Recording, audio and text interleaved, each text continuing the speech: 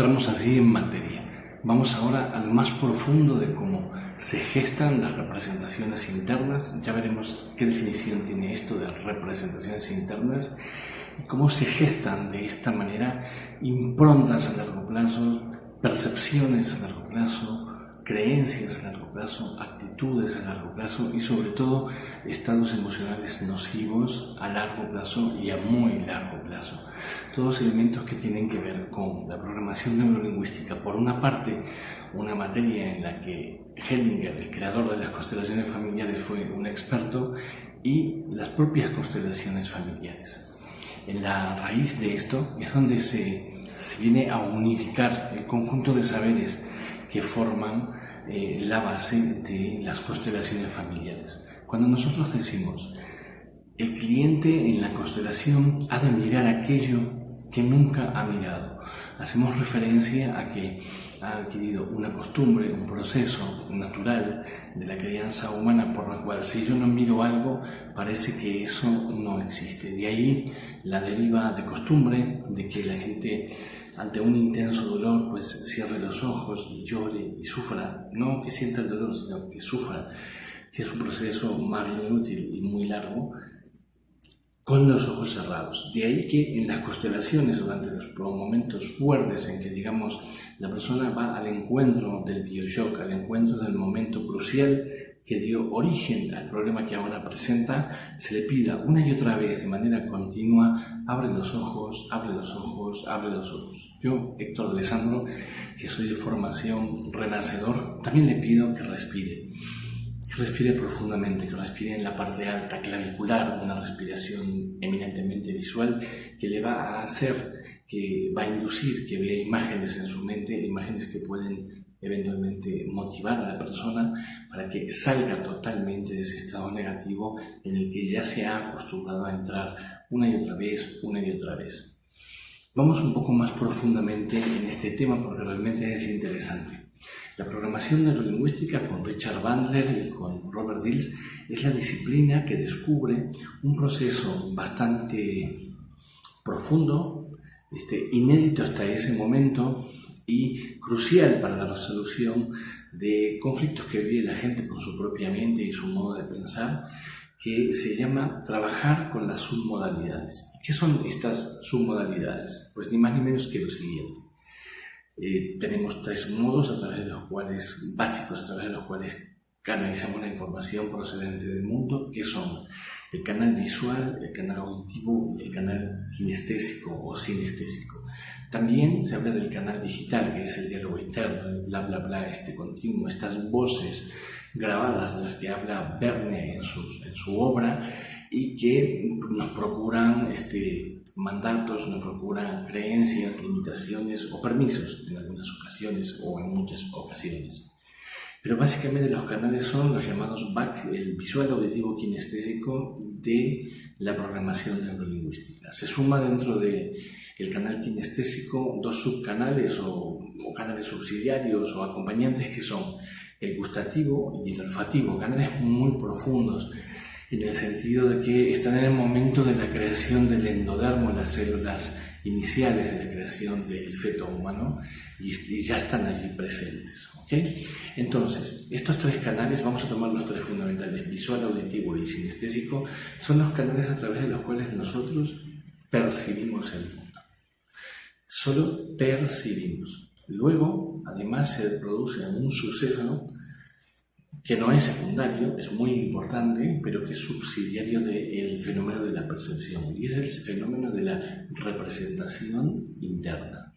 Voy a poner un ejemplo. Puede ser que yo me ponga X pantalón, una ropa, vaya a cierto lugar, la gente mire mi pantalón y digan: oh, qué elegante que es Héctor. Y sin embargo voy a otro lugar y dicen: oh, qué mala calidad ese pantalón, qué naco, qué terraja, qué guachafo, lo que sea, una palabra así, de estas jacarandosas con las cuales se pretende despreciar la cultura kitsch, digamos, la cultura vulgar, y además asociada a lo pobre, ¿no?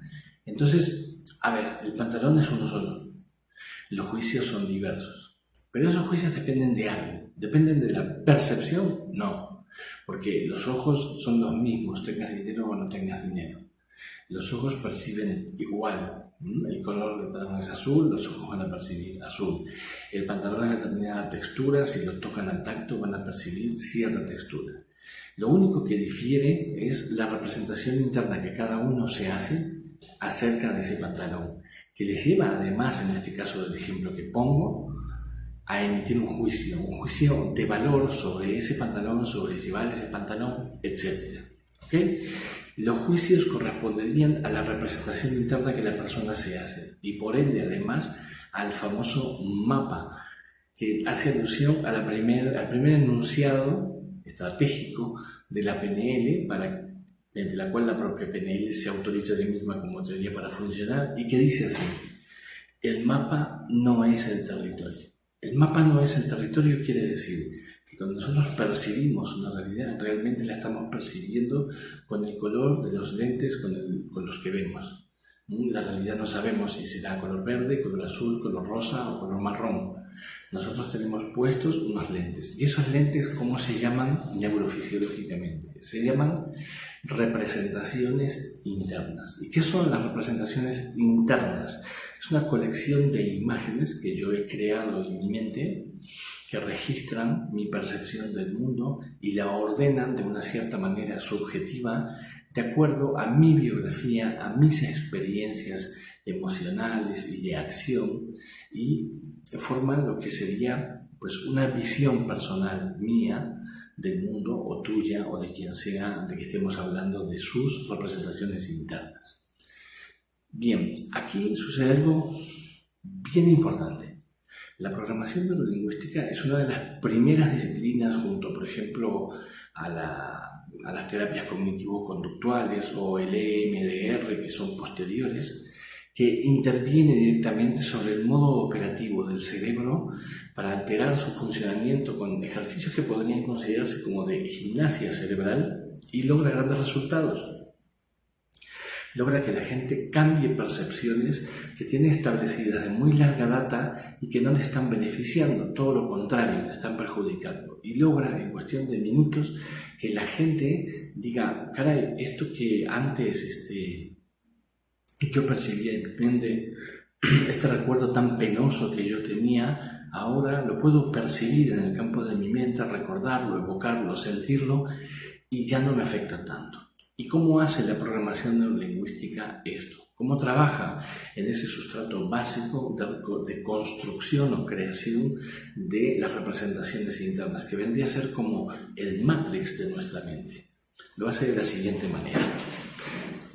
Bandler descubre a cierta altura que cuando nosotros recordamos algo, por ejemplo, voy a recordar ahora una escena bella, ¿no? Algo que me recuerda, bueno, ahora estoy recordando una ocasión en que fui a un parque, que pasé por un lago, en una barca, etc. Entonces eso es muy agradable para mí. Al recordarlo, yo veo en mi mente una imagen. Esa imagen, ahora mismo estoy viendo que ese color es mate con un poquito de brillo. Antes que marcada es panorámica, está a una distancia tirando a lejos, pero no demasiado cerca y tirando a lejos, pero tampoco demasiado lejos. O sea que es más lejos que cerca. En la imagen hay movimiento. En la imagen yo a mí mismo no me veo, veo a otros participantes, veo lo que veía ese día en la imagen. Quiere decir que yo estoy asociado a la imagen, no disociado. Si yo me viera a mí mismo dentro de la imagen, yo estaría disociado. Y así puedo seguir observando lo que llamamos las distintas submodalidades de la modalidad, en este caso visual. Si en ese recuerdo hubiera un sonido, a ver, voy a checar a ver si hay un sonido. Bueno, hay un leve sonido. Ese leve sonido es de volumen bajo, se oye lejano antes que cercano, y se oye constante antes que intermitente. Entonces ese sonido tiene tres características: es el volumen bajo, lejano y continuo. Sí, es continuo. Entonces tiene tres submodalidades en la modalidad auditiva y muy definidas, y en la modalidad visual pues tiene las submodalidades que ya he identificado antes: color, mate pero con algo de brillo, panorámico, etc. Entonces, ¿qué es lo que descubre Richard Bandler en torno a las submodalidades de los canales perceptivos o los sentidos?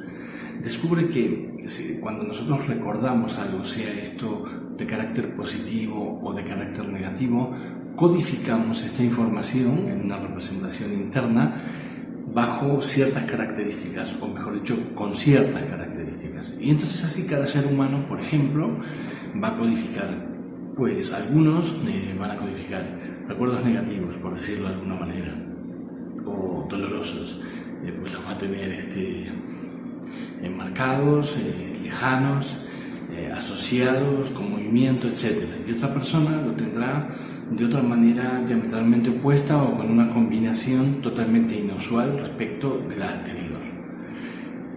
Lo interesante es que cuando trabajamos con las submodalidades, para que esos recuerdos negativos o esas experiencias traumáticas no nos afecten, el trabajo de submodalidades lo que hace es flexibilizar la percepción interna de nuestra representación, es decir, que esa imagen esté dentro del cerebro pero que no llegue a afectarte. ¿Y cómo se hace esto? Bueno, es un ejercicio que se enseña en los cursos, mediante el cual tú, si tienes codificado una serie de elementos negativos en tu mente y están, por ejemplo, en blanco y negro, y enmarcados y lejanos, pues se te va a decir, pues ponlo en color, ponlo en blanco y negro, ponlo en color, ponlo en blanco y negro, ponlo en color, ponlo en blanco y negro. Aléjalo, acércalo, aléjalo, acércalo. Hazlo más grande, hazlo más pequeño, etc. Ponle movimiento, ponlo quieto, etc. Y con este solo procedimiento, que podría perfectamente definirse como gimnasia cerebral, el cerebro empieza a soltar el lastre de tener asociados a esos recuerdos impresiones y sensaciones, y a veces incluso emociones muy duras, de carácter negativo. Se empieza a disociar la mente y el cuerpo de los aspectos negativos de esas evocaciones, de esas representaciones internas. Y esto es la base del funcionamiento cerebral para sobre ella sostener creencias, actitudes, estados emocionales, etc. Y en última instancia llegar a estar, como decimos en el video número 1, secuestrados por la amígdala a nivel emocional, es decir, entrar en ciertos estados emocionales de los cuales no conseguimos salir y en los cuales quedamos atrapados literalmente. Bien, entonces esto es lo que Hellinger observa que permite hacer la programación neurolingüística. La programación permite ir al sustrato base de la creación de nuestras percepciones, sobre las cuales tomamos decisiones, y modificarlas en un sentido positivo, para que esas decisiones involuntarias, las cuales cedemos sin querer, porque están como instaladas allí de manera compulsiva, sean manejables por nosotros. En la constelación familiar, el proceso que se realiza es muy similar. ¿Por qué? Primero, porque también se trabaja con la visión, se trabaja con lo que yo veo dentro de mi cabeza. De hecho, el cliente, cuando está mirando la constelación, los representantes, lo que allí está pasando, continuamente se le está diciendo, no se trabaja con las submodalidades, pero se le está diciendo, abre los ojos, abre los ojos, abre los ojos, mira eso que hasta ahora no has mirado. ¿Okay? Entonces, el hecho de mirar eso que hasta ahora no ha mirado produce una suerte de shock positivo, esclarecedor, muy esclarecedor, altamente generador de conciencia, que permite que la persona, si hasta ahora estaba atrapada en ver algo de una manera negativa y cada vez que veía eso, entrar otra vez, una y otra vez en un estado de ánimo hasta cierto punto muy negativo, ahora puede verlo, puede observarlo, puede incluso observarlo detalladamente y no va a ceder, en el sentido de no va a caer en esos estados negativos. Es decir, que esa estructura perceptiva que se había de alguna manera fosilizado, estructurado de un modo y solo de un modo, empieza a disolverse, empieza a reblandecerse, empieza a despotenciarse, como dice Erickson, de muchos de sus propios procedimientos. Erickson, en muchos casos, cuando aplica técnicas, dice que está despotenciando algunos aspectos, algunas dimensiones de la percepción interna o la percepción externa. La percepción interna serían las representaciones internas. ¿ok? Entonces, cuando nosotros le decimos literalmente a la persona en PNL, cambia eso a color, cámbialo a blanco-negro, cámbialo a color, cámbialo a blanco-negro, estamos flexibilizando para ella el uso de su cerebro, lo mismo que en MDR cuando hacen el movimiento rápido de ojos, manteniendo en mente un recuerdo penoso, estamos flexibilizando el cerebro para que desatienda el estado de enfoque bastante compulsivo en que está colocado respecto de ese recuerdo y pueda disociarse e ir a percibir otras cosas, otras dimensiones, otros aspectos y sentirse internamente de un modo mejor que le permita generar creencias positivas alternativas a la persona, que la persona pueda mirar el mismo dolor de siempre y pueda decir, pues he sobrevivido, no me ha ido tan mal, lo he llevado bien. Estas son etapas, son momentos, ¿ok? Entonces, ¿qué más hace la constelación de carácter hipnótico para sacar a la persona de un estado hipnótico en el cual la persona está atrapada? Le hace abrir los ojos, le hace respirar, le hace mirar eso que no ha mirado y le hace además decir afirmaciones, frases que tienen mucho que ver con mirar lo que debe ser mirado. En este sentido, esas frases que se usan en las constelaciones, muchas de ellas, la virtud que tienen, la facultad que tienen es de hacer presente y poner arriba de la mesa todo aquello que aún no ha sido dicho. Traer a la conciencia aquello que no ha sido dicho. Hacer evidente aquello que no ha sido dicho y más se teme.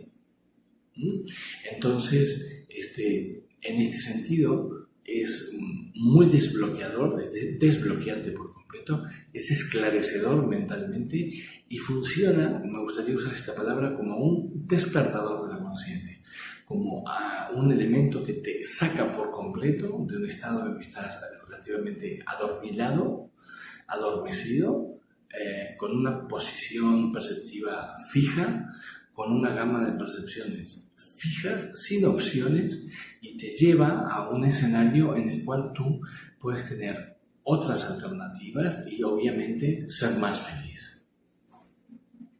Entonces, como decíamos, el pronunciar las frases, las afirmaciones que jamás han sido dichas y que son salvadoras, muy salvadoras cuando las enunciamos. Por ejemplo, una persona se lleva mal con otra, no la puede ver. En el contexto de la constelación afirman, pues no puedo mirar a esta persona. Y desde el momento mismo en que le pedimos, bueno, pues mírala y dile, no puedo verte. La persona misma en ese momento dice, pues no, ahora sí puedo verla. Porque todo aquello que no ha sido enunciado, que está de alguna manera en términos freudianos reprimido, está trabajando en contra, está trabajando para que esto no se manifieste a la conciencia. Y entonces aquí, en este elemento que parece tan sencillo de decir, encontramos un nudo gordiano bien importante de todo el proceso hipnótico que nos mantiene atrapados en una falsa conciencia y que se soluciona en las constelaciones. Y tiene que ver con los procesos propios de la percepción y la representación interna que hace el sistema nervioso y el cerebro, y con las leyes sistémicas que nos rigen por el mero hecho de estar viviendo dentro de sistemas familiares, organizacionales, nacionales, culturales, raciales, etc. ¿Okay? Entonces ahora voy a hacer un ejercicio de concentración para definir todo este campo y en muy pocas frases poder abarcar el máximo para que ustedes puedan comprender la complejidad de esto. Para esto nos vamos a remitir a unos momentos anteriores de otro video de estos, del anterior, en donde hablábamos desde el punto de vista del análisis transaccional sobre cómo los niños y las niñas aprenden en el hogar que hay emociones a las cuales se les puede dar rienda suelta, se pueden manifestar externamente. En cambio hay otras que no. Así entonces hay hogares donde la gente es muy seria y no es nada jacarandosa o humorística. Por contra, hay otros hogares donde la gente pues es jocosa, alegre y no es nada seria. Y entonces van oscilando los distintos hogares entre una gama de emociones y otra gama de emociones. el porqué, el origen, la razón originaria de por qué en cada hogar se patrocina un tipo de emociones y otras no, bueno, eso corresponde a la investigación propia de cada hogar. Pero sabemos algo muy interesante, sabemos que los cerebros pueden hacer esta operación de decir, bueno, esto no lo voy a manifestar, y en cambio esto otro sí lo voy a manifestar, esto otro lo voy a expresar. Me es lícito hacerlo, mi sistema me permite hacer esto, mi sistema me bendice para hacer esto, me ampara para hacer esto. Entonces aquí se superpone las prohibiciones expresas y los permisos expresos más las leyes sistémicas, es decir, los 3 órdenes que establece Hellinger y por los cuales es muy famoso, que gobiernan a los sistemas. Y estos son: 1, el principio de orden, que más o menos viene a decir que los que llegan antes tienen pues como más derechos que los que llegan después. Y esto en términos familiares pues vendría a expresarse en algunas conductas, como por ejemplo, la mujer está dedicada antes al marido que a los hijos, el marido antes a la mujer que a los hijos, porque antes se conocieron ellos y además pues los niños vienen luego y además hacia los niños hay ciertas actividades que son propias para ellos, pero no son las mismas que comparten los adultos. O dicho desde otro lado, los niños no duermen en la cama con los padres, los niños progresivamente van creciendo y se les da su lugar y son hijos, no forman parte de la pareja. ¿Okay? Eso es uno de los órdenes. El otro es el de exclusión, inclusión o pertenencia, y que más o menos viene a decir que todo el mundo tiene derecho de pertenecer y que además, como corolario que se suma a está el hecho de que con cuanto más virulencia alguien o un evento es excluido de un sistema, con la misma fuerza va a volver ese evento al sistema. Entonces, si en mi familia ha pasado algo vergonzoso, humillante, muy doloroso, con cuanto mayor fuerza pretendamos no ver eso va a volver con mayor fuerza. Y Hellinger más o menos como que establece una ley o hipótesis que dice que antes de una tercera generación, y se constata que a veces más de la tercera generación, ese evento alguien lo va a vivir como algo no propio, como algo que le es extraño. Esto es altamente hipnótico. Vive algo, pero la persona mientras lo vive siente que eso no le corresponde a él, eso no es de él. Y esto es hipnótico en este sentido. Retrotraigámonos al análisis transaccional, a los rituales y a los pasatiempos. ¿Qué decíamos de ellos? Y los juegos. Decíamos que allí todo el mundo sabe lo que tiene que hacer y decir en cada paso. ¿Ok? Y en algunos momentos, por ejemplo en los juegos psicológicos, decíamos además que las personas no solo saben lo que tienen que hacer y decir, sino que además se ven compulsivamente obligados a hacerlo y decirlo. Aquí estamos hablando de emociones y situaciones sistémicas, donde las personas en principio están viviendo algo, se sienten compulsivamente impulsados a hacerlo, pero hay como una doble conciencia que les dice, ojo, esto no te corresponde a ti, esto no es tuyo. ¿Ok? Entonces ahí se abre una opción de disociación respecto de la propia conducta, de los propios estados internos, que es totalmente inusual en la historia de la humanidad. Inusual en este sentido, que es la primera vez que la humanidad, en unos contextos terapéuticos además, se da cuenta que existe esa gama de emociones, una gama que nunca había sido contemplada, y que se contempla a partir del descubrimiento que hace Hellinger. En cierto modo, es un sentimiento de extrañeza, como la extrañeza del extranjero de Camus, como la extrañeza que produce la literatura cuando describe eventos que extrañan al lector, le hacen sentir como una disociación respecto de la acción que le permite analizarla. Es parecido a esto. El tercer orden de los sistemas, bueno, el tercero es el de equilibrio. Necesariamente la alteración de los dos anteriores, el orden propiamente dicho y el de pertenencia, van a afectar siempre al del equilibrio, siempre va a haber un desequilibrio. Desequilibrio es que alguien en un sistema está haciendo lo que no le compete, o no está haciendo lo que debe hacer, o está haciendo de más, o está haciendo de menos, o está ocupando un lugar que no le pertenece. Caso típico, en México, se va el padre a comprar cigarrillos y no vuelve nunca. Entonces una hija o un hijo ocupan ese lugar y de hecho años después te dicen, no, yo fui como el padre para mis hermanos. Esa persona está en desequilibrio y está generando desequilibrio dentro de ese sistema. Ahora bien, todas estas personas que viven estas situaciones, a veces un poco estrambóticas, en las cuales está en desequilibrio, en desorden o en exclusión, siendo leal a algo que está excluido, están en desequilibrio. Están viviendo una situación que en algún momento, si despiertan la conciencia, van a considerar como rara o como que no la quieren vivir, que quieren cambiarla. Ahora bien, la conciencia del sistema familiar les obliga a vivir eso como propio. Como decía Marx, están oprimidos por la conciencia de sus antepasados y están viviendo eso muchas veces como si fuera propio, como si necesariamente tuvieran que vivirlo. No llegan al grado de conciencia de decir, pues no quiero vivir esto. En cierto modo, están atrapados y están atrapados de un modo muy peculiar. Hellinger lo dice en un libro maravilloso de relatos. El centro se caracteriza por su levedad, es el título de Hellinger. Allí él indica que hace muchos años él estudia la conciencia y llega a la conclusión, lo voy a simplificar, de que la conciencia sirve sobre todo para enmascarar, para creerse uno mismo que está en la razón, que uno es bueno, que si hay algo malo pues es producto de los demás, no de mí. Así es como todos más o menos organizamos el mundo, nos creemos a nosotros inocentes y todos los demás son malos, en caso de que haya algún mal que señalar, es de los demás. Y dice Hellinger, en nombre de la conciencia cometemos los mayores crímenes. Entonces la conciencia como que se hace un poco sospechosa. ¿Y la conciencia en términos familiares cómo funciona? Bueno, funciona así. Los buenos son los consanguíneos, después menos buenos los no consanguíneos. Entonces, cuando haya un problema sistémico, un problema en que haya pues un lío, un problema, una trifulca, una pelea, una discusión sobre una herencia o sobre lo que sea, siempre la culpa la van a llevar los que estén más alejados del centro de la consanguinidad. ¿Ok? Y esto es falso, porque puede haber gente que sea buena y no sea consanguínea y a la inversa. ¿Ok?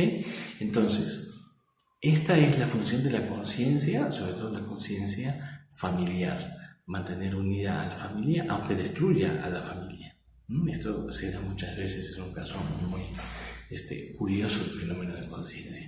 Las personas se mantienen aparentemente unidas, pero esa unión es totalmente falsa. Les voy a poner un ejemplo. En cierta ocasión vino una persona y me dijo, tengo una parienta, una parienta política que me falta el respeto. Ok, conocí a esa persona a través de su hermana y aparentemente con su hermana se llevaba bien. Entonces en la constelación nosotros ponemos a esta persona, el cliente, a su hermana y a esa persona externa que vino a formar parte de la familia. Cuando ponemos este juego de relaciones, la persona que le representa a la clienta y a la supuestamente mala que le hablaba mal y demás, ellas se llevan bien. Pero cuando le pedimos a la clienta que mire a su hermana y a su hermana, al representante de su hermana, que mire a la clienta, no se pueden mirar. Entonces, ¿cuál era la función de la persona externa? Encarnar el mal para que las hermanas consanguíneas, las que son consanguíneas, las hermanas, se sigan llevando en una relación armónica totalmente falsa. ¿Ok? Y así funciona la conciencia esta de la que habla Hellinger. Ahora bien, no funciona así porque Dios sea arbitrario, funciona así porque no conocemos las leyes de los sistemas, no sabemos las sutiles compensaciones que se van organizando a nuestro alrededor para que todo se vaya compensando, lo que fue una pérdida sea una ganancia, lo que fue una ganancia se regularice de algún modo perdiendo un poco, etc. Y en este sentido, las personas, como recibimos cierto adoctrinamiento en cuanto a cómo tenemos que considerar las emociones y nuestra vida emocional, cómo la debemos dirigir, pues somos víctimas a veces atroces de fenómenos realmente extraños. Les voy a compartir unos textos del propio Hellinger que están en un libro de él mayúsculo que se llama Los órdenes del amor, donde él habla de los distintos tipos de ira. Voy a tener que leer un texto, así que en algún momento a ver que dirijo la mirada a otro lugar. Generalmente no leo, o sea, yo manejo la información sin necesidad de leerla, pero en este caso concreto es necesario leer y es necesario además ser muy meticuloso en el análisis de los distintos aspectos para que ustedes vean a qué grado puede llegar el tipo de trance que uno vive, el tipo de estado engañoso en que uno vive, creyéndose uno que uno está viviendo una situación real, una situación que es verdadera. Él habla de distintos tipos de ira y entonces los localiza a los distintos tipos de ira por su origen. Entonces, ¿el origen cuál es? Vamos a empezar con uno de ellos. Por ejemplo, el primer tipo de ira que Hellinger menciona es aquel en el cual, por ejemplo, alguien me ataca a mí y comete una injusticia conmigo. Entonces yo reacciono de la manera correspondiente, con rabia, con ira, y esta ira permite que yo me defienda y me imponga vigorosamente. Una vez que yo hago esto, pasa algo bien interesante a nivel psicocorporal, neurofisiológico. Yo, digamos que tomo venganza, pongo las cosas en su sitio y entonces esta ira que yo manejé me permite la acción. Esto es clave. Es positiva y me fortalece, yo me siento fuerte. Esta ira tiene un motivo concreto, siendo por lo tanto adecuada. Y además tiene una cualidad, en cuanto yo alcanzo su meta, poner en su sitio a la otra persona, esta ira baja de intensidad. Es como si dijéramos aquella ira que pedía Aristóteles, la ira correcta con la persona correcta en un momento correcto, en un momento adecuado. ¿Ok? Entonces, esa ira equilibra, está justificada. Es con la persona que me hizo el daño que yo me expreso y pongo las cosas en su sitio. Y tiene una característica que es como que es una ira que es muy justa. Termino de poner las cosas en su lugar y me quedo en paz. No necesito la hazaña de la venganza ni excesivamente acosar, ofender o lo que sea al otro, porque no tiene nada que ver con esto. Entonces, este tipo de ira nosotros podríamos definirla como sana. Una ira que sale, se expresa, se manifiesta e inmediatamente pierde esa virulencia porque su objetivo no es dañar, es restablecer cierto tipo de equilibrio. Y la clave de que esa emoción, en este caso es la ira, podría ser la tristeza, podría ser otra emoción, la clave de que esa ira se manifiesta para restablecer cierto tipo de equilibrio es que me posibilita para la acción. Ojo, cuando una emoción, después que la expresen o mientras la mantiene ahí en vilo y no acaban de sacarla, les imposibilita para la acción, ustedes están viviendo una emoción sistémica. Ustedes no están viviendo su propia vida emocional. Ustedes están viviendo una mentira hipnótica que se la han creído y de la cual están en estado literalmente de posesión. Ahora lo vamos a ver con mayor detalle con otros ejemplos en los cuales la ira, esta hipnótica que te atrapa y te secuestra y que tú te la crees, te debilita y te imposibilita para la acción. Y esa es la clave que indica que eso no es tuyo. Eso es un mensaje que pasó a través de tu cerebro, como si tu cerebro fuera un radar que capta emisiones y las transmite como si fueran propias por boca propia cuando no lo son. Vamos al siguiente. El segundo tipo de ira, dice Hellinger, yo me enfurezco o me enojo porque me doy cuenta de que no he tomado algo que hubiera podido o hubiera tenido yo que tomar, algo que me correspondía a mí, algo que era para mí. No he exigido lo que hubiera podido o tenido que exigir, o no he pedido lo que hubiera podido o tenido que pedir. En ese caso, en lugar de imponerme y tomar o conseguir eso que a mí me falta, yo me enfurezco o me enojo con las personas de las que no tomé eso, a las que no les exigí, a las que no les pedí, aunque hubiera podido o tenido que tomar o exigir o pedir. En este caso, esa ira que siento contra esas personas sustituye a la acción y aparece como consecuencia de unos actos que no he cometido, de unos actos que son omitidos. Es decir, yo en lugar de ir a reclamarle a alguien, me quejo de ese alguien y en consecuencia no hago nada. Y siento ira contra ese alguien, pero no le reclamo a ese alguien, oye, tú me debes dinero, oye, tú me tienes que dar tal cosa. Simplemente mantengo una ira que es inconducente. Resultado, me paraliza, me incapacita y me debilita. Y la gran clave de cuando una emoción no es propia, que está instalada en uno, pero no es propia. ¿Cuál será esta clave? Se lo voy a decir. Dura mucho tiempo, dura décadas. Esas personas que dicen, no, nunca perdonaré a esta persona, hace 30 años que odian a alguien. Y lo odian y reeditan esa tremenda ira y tal. Eso es falso, eso no es real. No es real en términos humanos, no es real en términos de salud, no es bueno en términos de salud, porque esa ira que dura tanto y tanto tiempo, atención, te incapacita para la acción. Entonces, cuando tú estés bla, y mucho quejarse, y mucho gritar, y mucho hacer escenitas, pero no pasas a la acción, a una acción que concluya con un orgasmo de satisfacción, es decir, concluí, está bien, se acabó esto. Esa emoción es sistémica, esa emoción pertenece al sistema, esa emoción no es tuya, y lo que tú vives es otra farsa. Vamos a seguir. La ira como rechazo del amor. Esta, dice Hellinger, tiene efectos similares. En lugar de expresar mi amor, me enfurezco con aquellos a los que amo. Esto, aunque parezca raro, es bastante frecuente. Esta ira tiene un origen distinto. Esta se remonta a la infancia. ¿Y a qué momento de la infancia? A momentos en que el niño o la niña interrumpió el movimiento del amor hacia alguno de los dos padres. ¿Qué quiere decir esto de interrumpir el movimiento del amor hacia uno de los padres? ¿Qué quiere decir esto de interrumpir el movimiento del amor hacia uno de los dos padres? En términos de constelaciones familiares es muy claro para nosotros esto. Consiste en lo siguiente. Me gusta poner este ejemplo.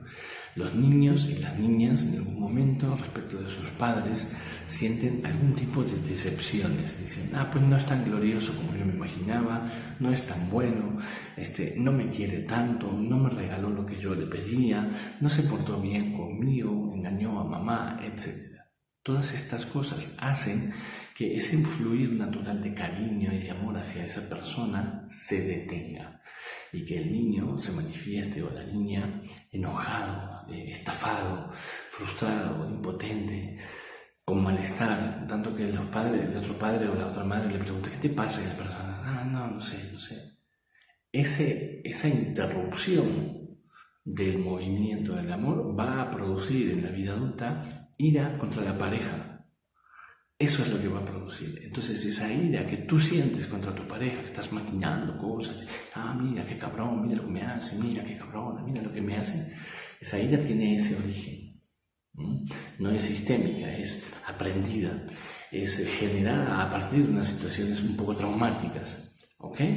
Y esas las puedes trabajar. Y además tienen un origen muy concreto y esas las puedes trabajar en una constelación, yendo en el tiempo a ese momento y reeditando el momento y cambiándole la cualidad del momento, reimprontando ese momento, haciendo como un trabajo como de cambio de sus modalidades, pero con una constelación. Ese es otro tipo de ira. Vamos más allá. La ira como rechazo del dolor. Esto es bien importante. En una separación, por ejemplo, la ira frecuentemente sustituye el dolor y sustituye la tristeza. Quien haya estado con una pareja, con una amistad, con un socio al que hayan querido mucho, una socia a la que hayan querido mucho, y que un día tienen que separarse, y no pasan por un proceso de duelo en el cual se duelen juntos, se lamentan juntos, lloran juntos, dicen, qué pena, qué lástima que esto tenga que terminar. Bueno, eso, en lugar de vivir eso, hay gente que opta por vivir el enojo con el otro, quejarse del otro, decir, no, porque no hace como yo quiero, no, porque no sé qué.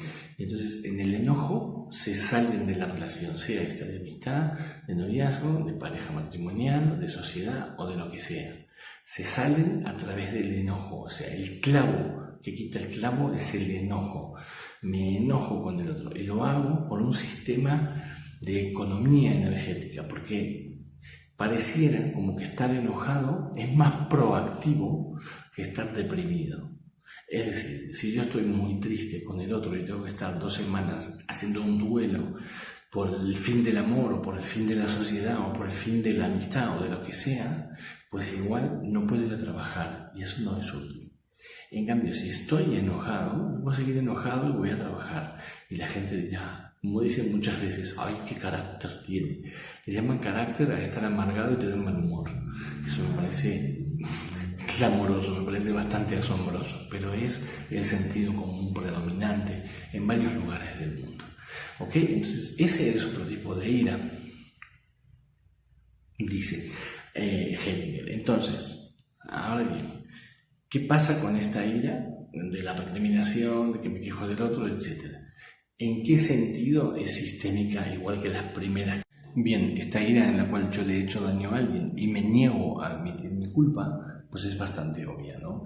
Con esta ira, además, yo sustituyo mi actuar. Lo natural sería que yo fuera y dijera, mira, reconozco mi error, me he equivocado, lo siento, disculpa o perdona o lo que sea, ¿no? Pero en lugar de iniciar esta acción que realmente es muy potenciadora, te resarce mucho, te sube mucho la energía, pedir perdón, disculparse, en lugar de esto, evito esto y me quedo en la inmovilidad, en la inacción. ¿Ok? Esta ira también destruye la acción y además pues permanece uno pasivo, se paraliza uno y se debilita uno.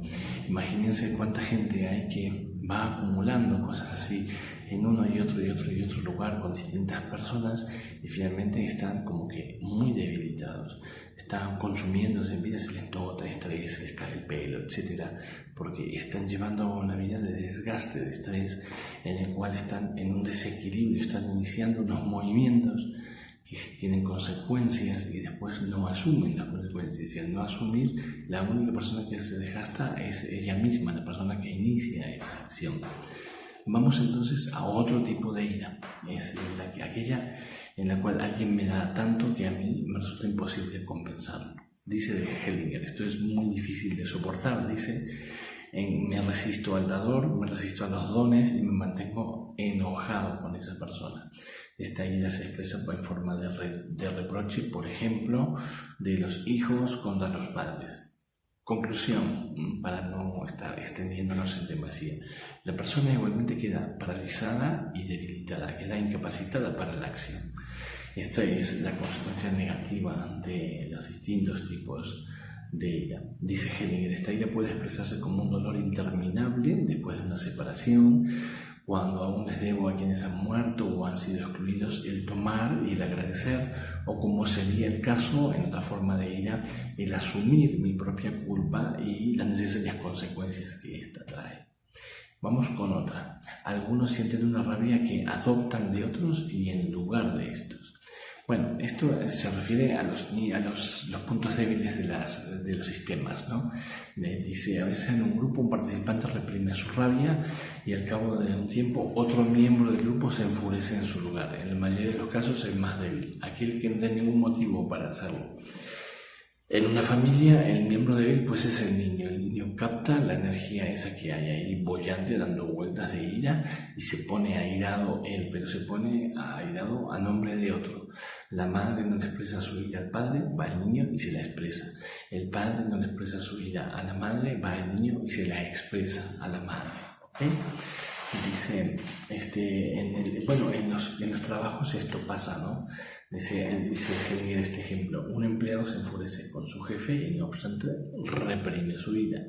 Frecuentemente se dirigirá contra una persona más débil, o por ejemplo cuando un hombre se enfurece con su mujer y retiene sin embargo su rabia en su lugar, esto lo va a pagar pues alguno de los hijos, ¿no? Muchas veces esta ira se transfiere de un portador a otro, sigue diciendo Hellinger, por ejemplo, de la madre al hijo, etcétera, ¿no? Entonces, aquí lo importante es esto, que cuando alguien está viviendo una ira que no es propia, que es transferida, viene de otro, se va a sentir muy fuerte y muy justificado, ¿sí? Y va a sentir que sufre injustamente, pero también permanecen débiles, también sufren y también este sufrimiento pues, es inútil. ¿Okay? Estas son las consecuencias de vivir algo en carne propia, como si fuera propio, pero que no es propio, y que además hay muchos indicios para detectar hoy día que eso no es propio. Por ejemplo, el carácter virulento con que me envuelve y me atrapa ya me estaría indicando de que eso no es mío, ¿no? Esto pasa mucho en las empresas. Entra de nuevo al campo de una empresa, al campo energético de una empresa me refiero, es atrapado por alguna energía de cierta ira acumulada en aquella empresa y esta persona nueva viene y actúa esa ira, pero esa ira no es de esa persona.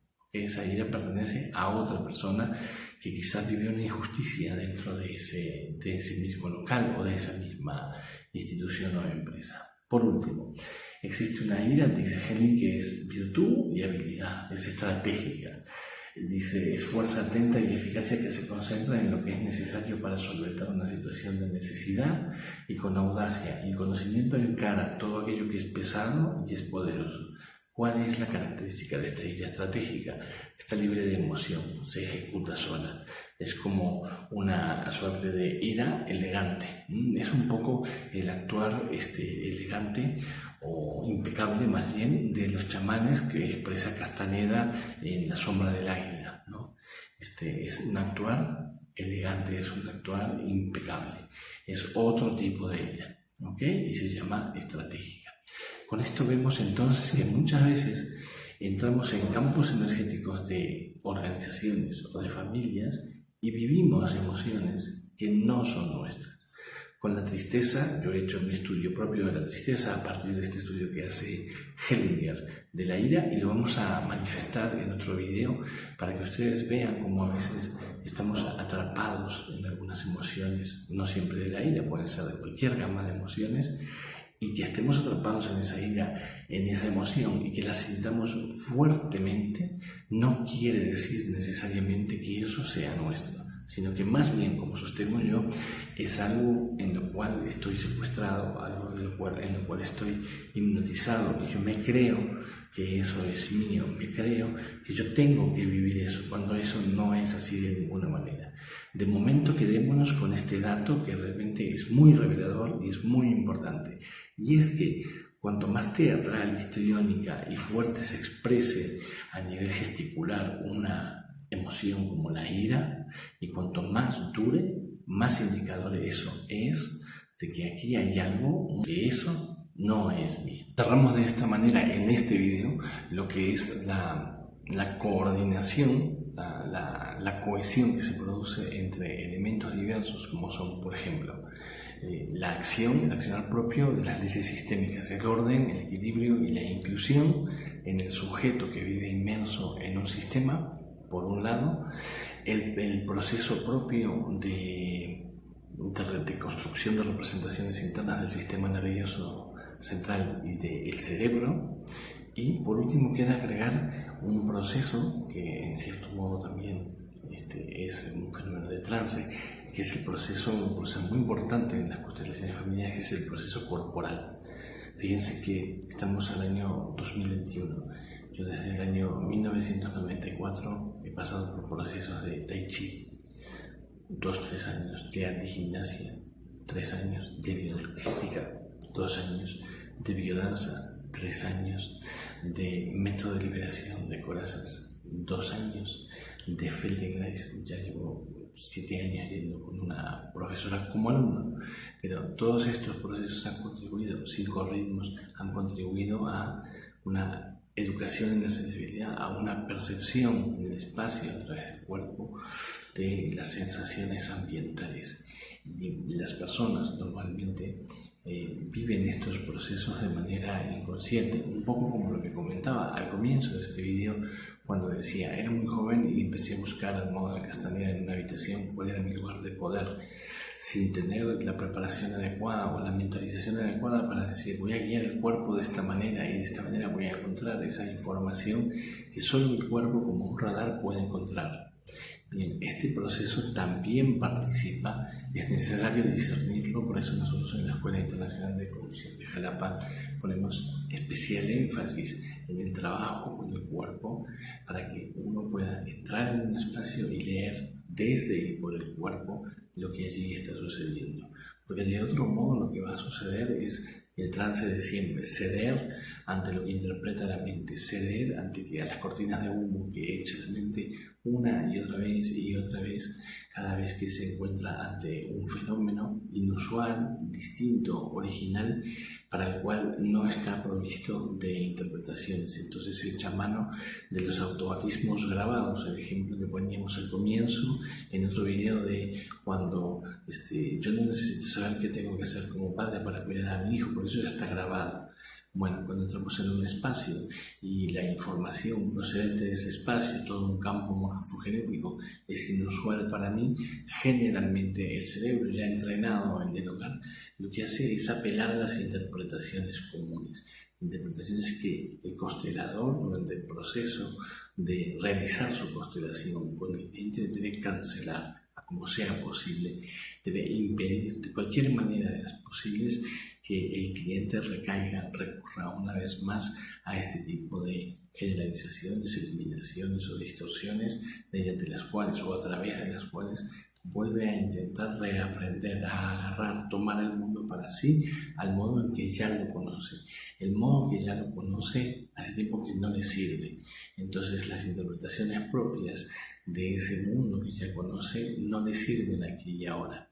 Por eso nosotros empleamos la respiración, ciertos movimientos corporales, cierta flexibilidad corporal, cierta liberación de elementos corporales, de la sinergia corporal, liberación de la espalda, donde está el tigre, según Iris Berterat, la maestra de la antigimnasia, para que podamos ir más allá, salir del estado de adormecimiento propio del trance sistémico familiar y al fin poder ver aquello que debe ser visto para poder liberarse de eso mismo.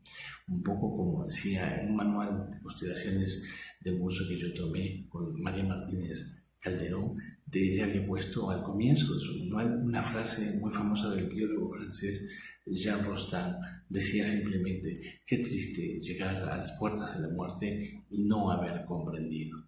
Bueno, para haber comprendido, para despertar, es que proponemos estas formaciones en constelaciones y en hipnosis ericksoniana, para que despiertes ya, para que dejes ya de seguir construyendo esa realidad alterna en la cual acabas encerrado como un laberinto y que construyas otra en la cual, como el varón de Münchhausen, puedas sacarte a ti mismo de ese laberinto. Nos vemos en el próximo video. Muchísimas gracias.